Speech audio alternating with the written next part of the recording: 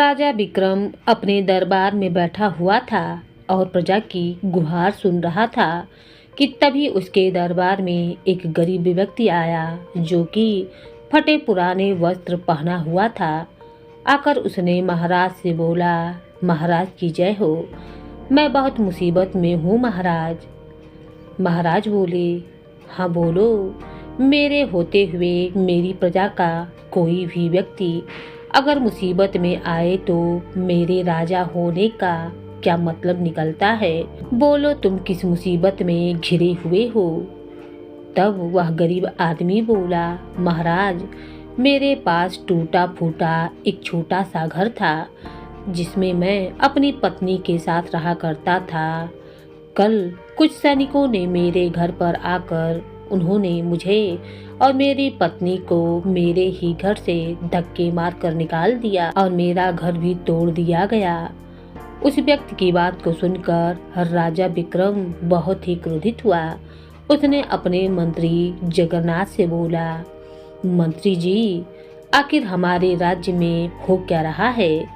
हमारे किस सैनिक की इतनी हिम्मत बढ़ गई कि जो हमारी ही प्रजा को इस तरह नुकसान पहुंचाए? मंत्री जगन्नाथ नीचे निगाह करके राजा से बोला, महाराज उस सैनिक को आदेश आपके पुत्र अशोक ने दिया था। महाराज सुनकर बड़े ही आश्चर्यचकित हुए और कहने लगे, आखिर अशोक को एक गरीब व्यक्ति का घर तुड़वाने की क्या जरूरत पड़ गई? क्या उसके लिए महल की दीवारें कम पड़ गई थीं? जो वह एक गरीब का घर तुड़वाकर उसकी खून पसीने की सिंची हुई ईंट अपने महल की दीवारों पर लगवाना चाहता है? महाराज राजकुमार अशोक का कहना है कि अब से खेत के आसपास कोई भी घर नहीं होगा क्योंकि उन्हें सवारी करने में दिक्कत होती है और जंगल जाने के लिए लंबा रास्ता तय करना पड़ता है। राजा विक्रम उस गरीब व्यक्ति की ओर देखकर बोले, तुम चिंता मत करो, मेरे बेटे राजकुमार ने तुम्हारा घर तोड़ा है तो मैं तुम्हें वहां पर हवेली बनाकर दूंगा। तब तक तुम हमारे राजमहल में अतिथि बनकर रहोगे। राजा विक्रम की बात को सुनकर महल में बैठे हुए सारे लोग राजा विक्रम की जय जयकार करने लगे। राजा विक्रम राज दरबार से चले गए। शाम के समय राजा विक्रम अपने महल के बगीचे में उदास बैठा हुआ था कि तभी उसका मंत्री जगन्नाथ वहां पर आकर बोला, क्या हुआ महाराज, आप इस तरह से उदास क्यों बैठे हुए हैं? अपने पुत्र अशोक की वजह से कभी कभी मुझे अपनी प्रजा की बड़ी ही चिंता होती है। जब मैं सोचता हूँ कि मेरे बाद अशोक जब राजगद्दी संभालेगा तो वह प्रजा के साथ कैसा व्यवहार करेगा। राजकुमार अशोक की कोई गलती नहीं है महाराज। 2 वर्ष की आयु में ही राजकुमार अशोक की माँ रानी सुलेखा इस संसार को छोड़कर चली गईं। उन्हें अपनी माँ का प्यार नहीं मिला और ना ही अपनी माँ की डांट मिली। परंतु मंत्री जी, मैंने अशोक को हमेशा अच्छे संस्कार देने की कोशिश की है। न जाने क्यों मेरा पुत्र ही मेरी छाया न बन सका। महाराज मैं भूल गया था कि मैं तो आपके लिए एक अहम सूचना लेकर आया था। आजकल राजकुमार अशोक जंगल में एक तांत्रिक के पास जा रहे हैं जो कि काला जादू करने में माहिर है। यह सुनकर राजा विक्रम चौंक गया और बोला, कहीं तुम उस अघौड़ी की बात तो नहीं कर रहे हो जिसे मैंने अपने राज्य से धक्के मारकर बाहर निकाल दिया था? अब बिल्कुल सही कह रहे हैं महाराज। और तो और मेरे कानों में उड़ते उड़ते एक सूचना यह भी पहुंची है कि बरसों से जंगल में काली गुफा के पास जो तलवार धरती पर गड़ी हुई है जिससे हमारे राज्य का संतुलन कायम है, राजकुमार अशोक उस तलवार को हासिल करना चाहते हैं और इसी वजह से वह उस तांत्रिक से मिल रहे हैं। यह सुनकर राजा विक्रम पूरी तरीके से चौंक पड़ा और बोला, अगर उस तलवार को धरती से निकाल दिया गया तो पूरे जगत का संतुलन बिगड़ जाएगा। सिर्फ इस राज्य में ही तबाही नहीं बल्कि सारा संसार तबाही की चपेट में होगा। तब मंत्री बोला, महाराज, राजकुमार अशोक अभी कुछ देर पहले ही महल लौटे हैं और अपने कक्ष में आराम कर रहे हैं। राजा विक्रम तुरंत अशोक के कक्ष में पहुंच गए। अपने पिता को देखकर राजकुमार अशोक क्रोधित होकर बोला, पिताजी, यह मैं क्या सुन रहा हूँ? कल मैंने एक भिखारी का घर तुड़वाया था और आपने उसे राजमहल में अतिथि बनाकर रख लिया है। पिताजी, आपको भूलना नहीं चाहिए कि आप महाराज हैं और तुम्हें भी बेटा भूलना नहीं चाहिए कि जिनका तुमने घर तुड़वाया था वह हमारी प्रजा है और प्रजा से ही राजा होता है। अशोक प्रजा पर कभी भी इतना अत्याचार नहीं करना चाहिए कि वह बागी बन जाए। जिस दिन प्रजा बागी बनती है उस दिन राजा को बेकारी बनने में समय नहीं लगता है। खैर छोड़ो, मैं तुमसे यहाँ पर यह बात करने नहीं आया हूँ।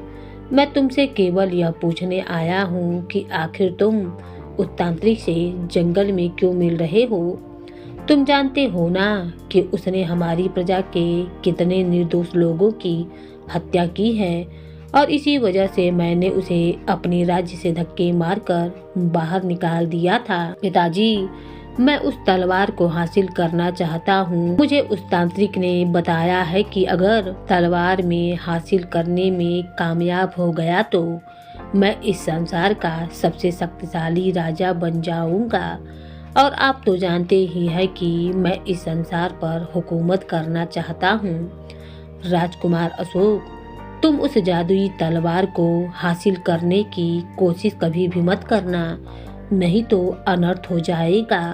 तुम्हें अंदाजा भी नहीं है कि वह तलवार किसकी है।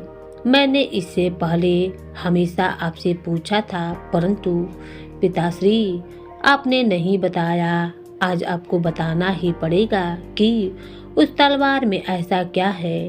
बेटा, तुम्हारे लिए केवल इतना जानना जरूरी है कि वह तलवार हमारी धरती की नहीं है बल्कि वह किसी दूसरे लोक की है।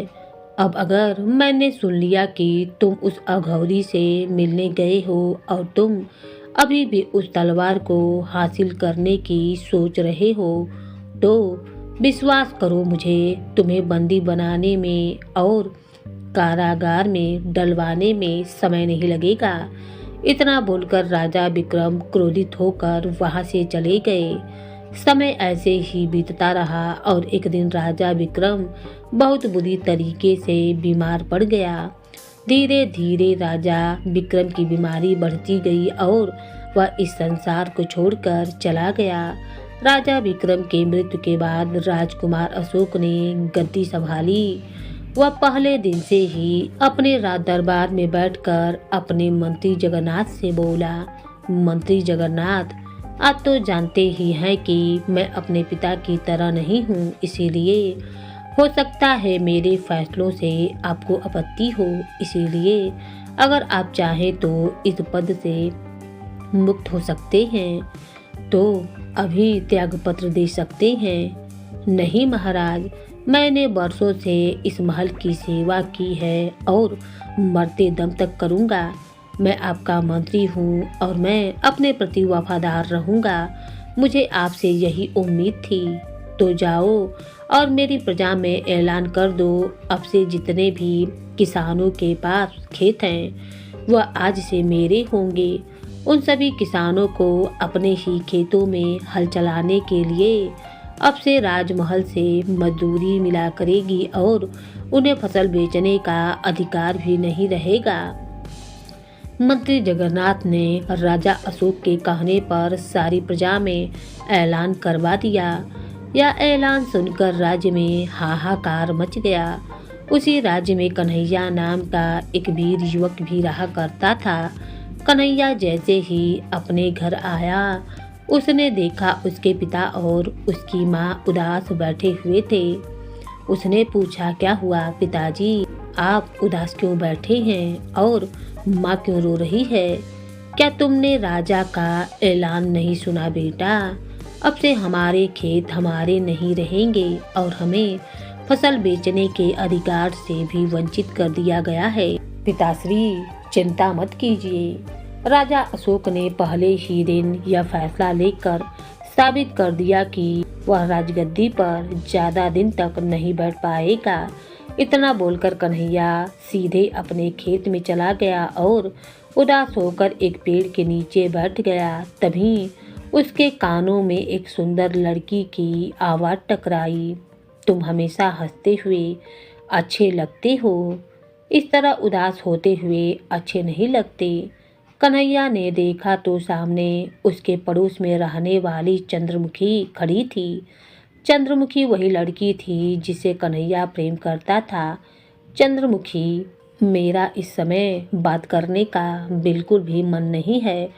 मैं जानती हूँ तुम राजा के आदेश से बहुत ज़्यादा दुखी हो और केवल तुम ही नहीं, सारी प्रजा में हाहाकार फैला हुआ है। अरे, मेरे पिताजी के पास भी बहुत सारे खेत थे। सोचो उनके दिल पर क्या बीत रही होगी। अब तुम ही बताओ चंद्रमुखी, मैं क्या करूं? मैं महाराज का इस तरह से अत्याचार बर्दाश्त नहीं करूंगा।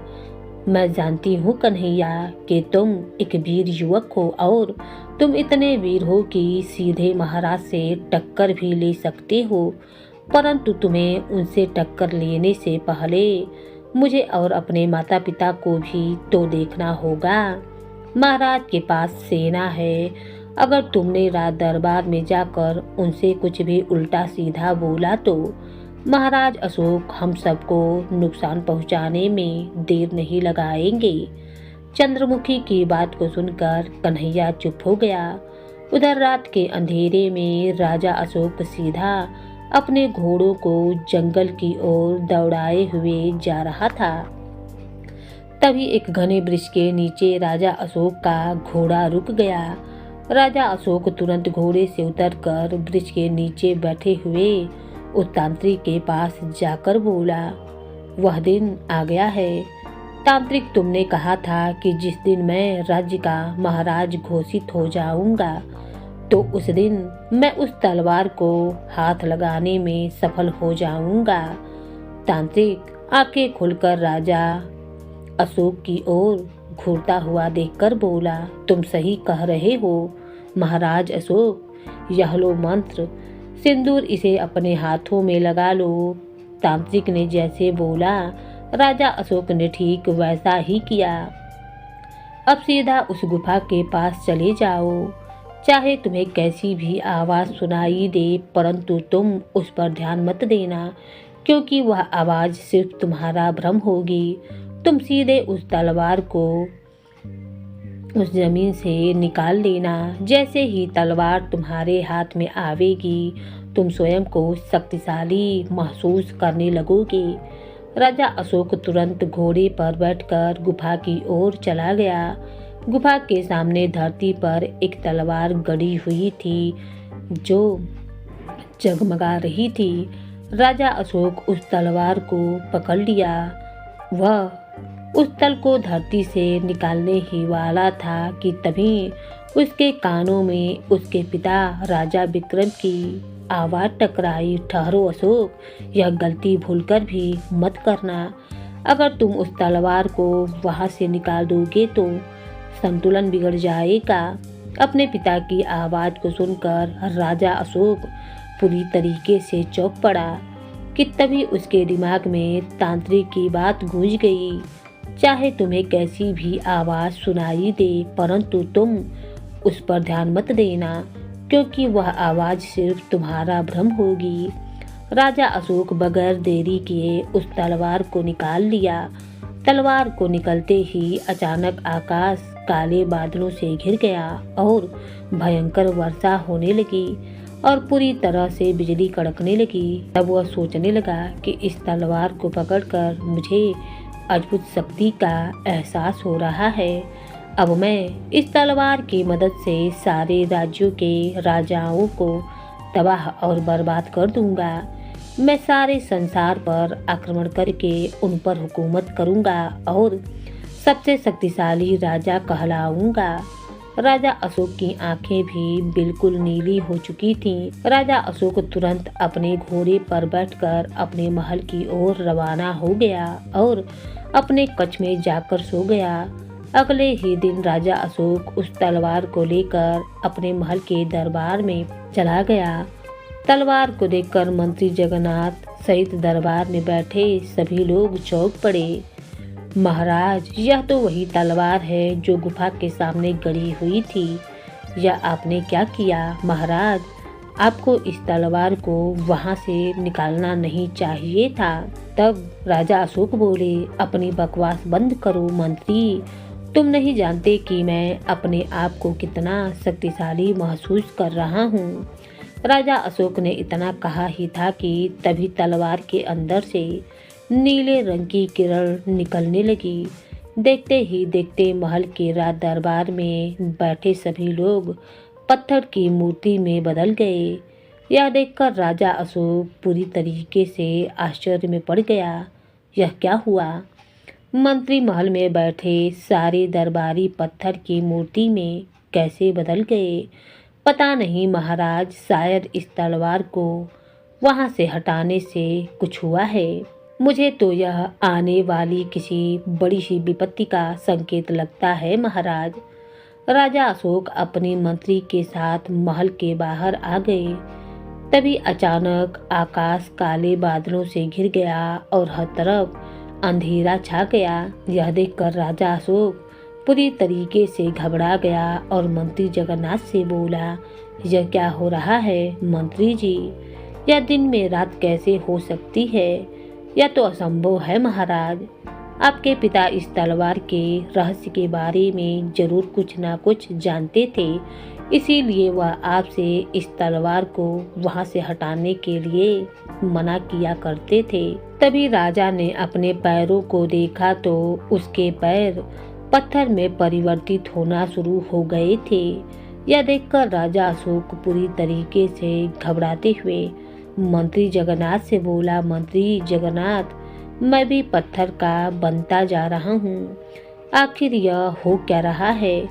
कुछ ही देर में राजा अशोक पत्थर में परिवर्तित हो गया और सारी प्रजा में हाहाकार मच गया। कन्हैया अपने खेतों में चंद्रमुखी से बात कर रहा था कि तभी चंद्रमुखी भी पत्थर में परिवर्तित हो गई। यह देखकर कन्हैया की आंखें आश्चर्य से फटी की फटी रह गईं। वह दौड़ता हुआ अपने घर की ओर आया तो उसने देखा उसके माता पिता भी पत्थर में परिवर्तित हो चुके थे। कन्हैया सोच में पड़ गया कि मैं क्यों पत्थर में नहीं बदला। दरअसल बात यह थी कि वह पेड़ की छांव में था और हरे पेड़ की छांव में रहने के कारण वह पत्थर में परिवर्तित नहीं हुआ था।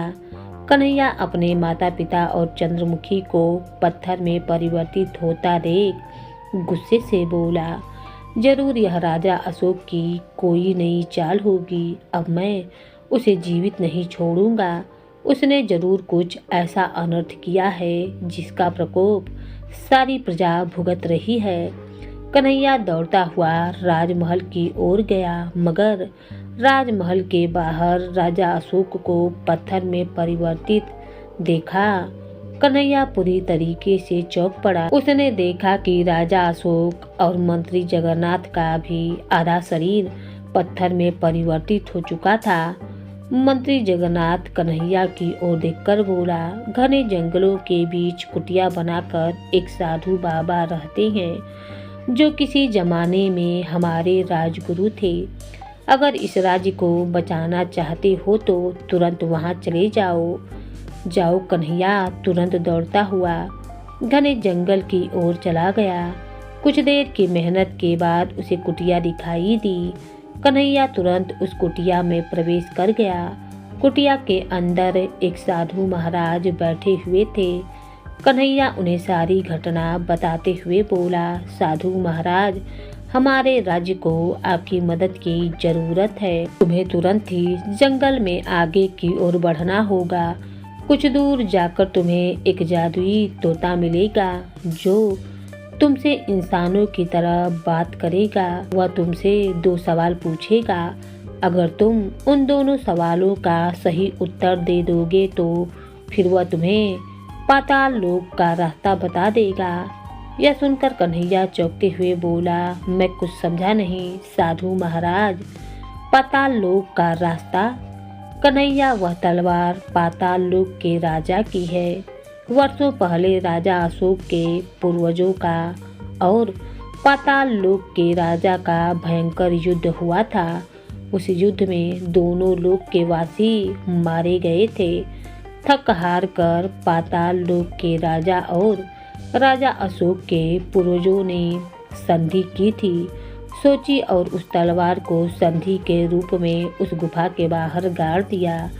मगर वह जादुई तलवार थी, इसीलिए पाताल लोक के राजा ने राजा अशोक के पूर्वजों को चेतावनी दी थी कि उस तलवार का दुरुपयोग किया जाएगा या अगर कोई भी दुरुपयोग करने की नीयत से उस तलवार को हाथ लगाएगा तो संधि टूट जाएगी।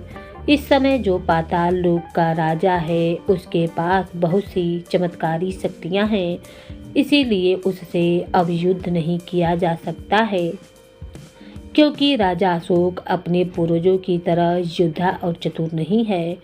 पाताल लोक के राजा से केवल संधि की जा सकती है और वह संधि तुम ही करोगे।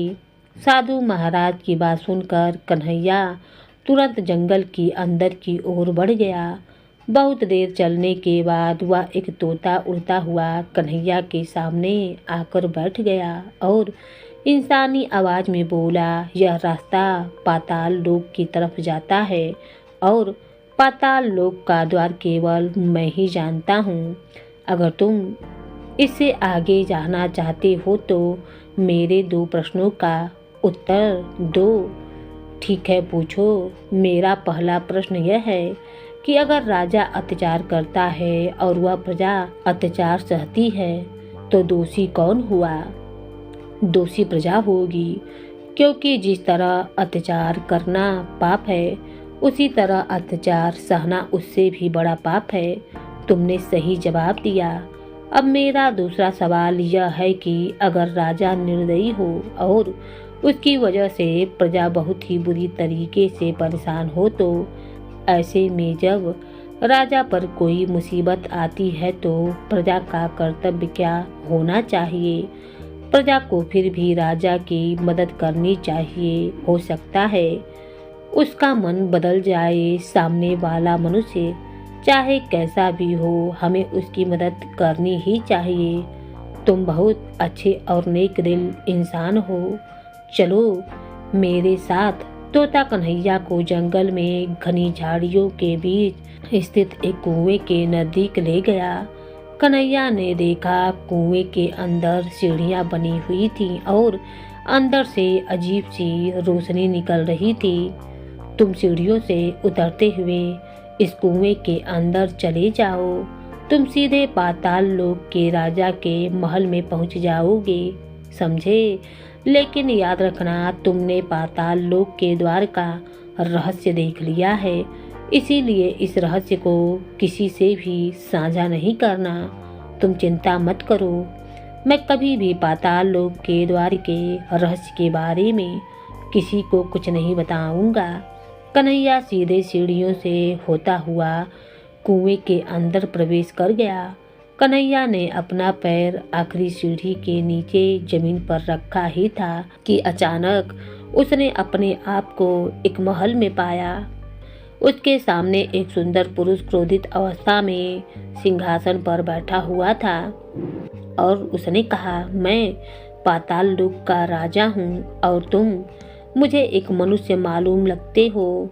यहाँ मनुष्य को आना तो मना है, तो फिर तुम यहाँ क्यों आए हो?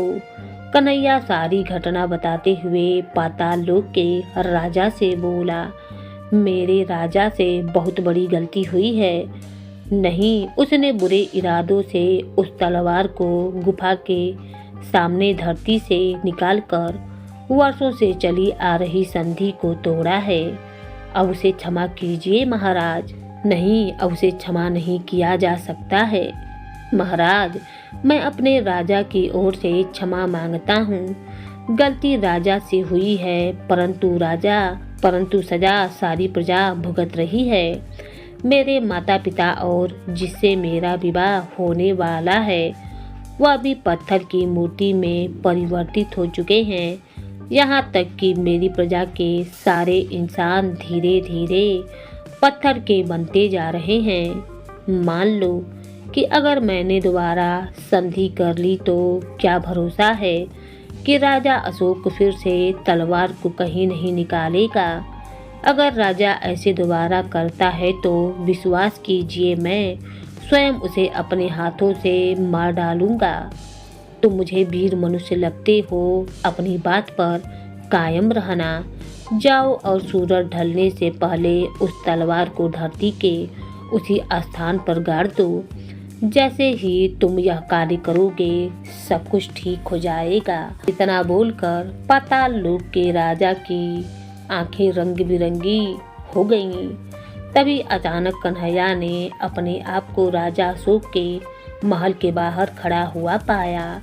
राजा अशोक और मंत्री जगन्नाथ पत्थर के बने हुए थे। कन्हैया ने तुरंत वह तलवार पत्थर बने राजा अशोक के हाथों से ले ली और दौड़ता हुआ उस स्थान पर पहुंच गया जहां पर वह तलवार को धरती पर गाड़ दिया। ऐसा करते ही सब कुछ सही हो गया। राजा अशोक और मंत्री जगन्नाथ अपने असली रूप में वापस आ गए। तब राजा अशोक बोले, मंत्री जगन्नाथ, यह सब कुछ सही कैसे हो गया? तभी कन्हैया वहां पर आ गया और सारी घटना बताते हुए राजा अशोक से बोला, महाराज, मैंने बड़ी मुश्किल से पाताल लोक के राजा के साथ संधि की है। अब आप कृपया करके इस संधि को मत तोड़िएगा। अब मुझे अपनी गलती का एहसास हो रहा है। मुझे समझ में आ गया कि मेरे पिताजी मुझे क्यों मना करते थे। अब मैं ऐसा कोई भी कार्य नहीं करूँगा जिससे मेरी प्रजा को कोई नुकसान पहुँचे। अब मैं स्वयं को उसी रूप में ढालूंगा जिस रूप में मेरे पिताजी मुझे देखना चाहते थे। और तो और, अब मैं उस तांत्रिक को भी बंदी बनाकर कारागार में डलवा दूंगा जिसने मुझे समझाने की बजाय मुझे गलत रास्ते पर डाल दिया था। राजा अशोक ने उसी समय उस तांत्रिक को बंदी बनवा लिया और कारागार में डलवा दिया। उस दिन के बाद राजा अशोक अत्याचारी राजा से अब दयालु राजा बन गया था और उसकी सारी प्रजा में सभी लोग खुशी खुशी रहने लगे थे।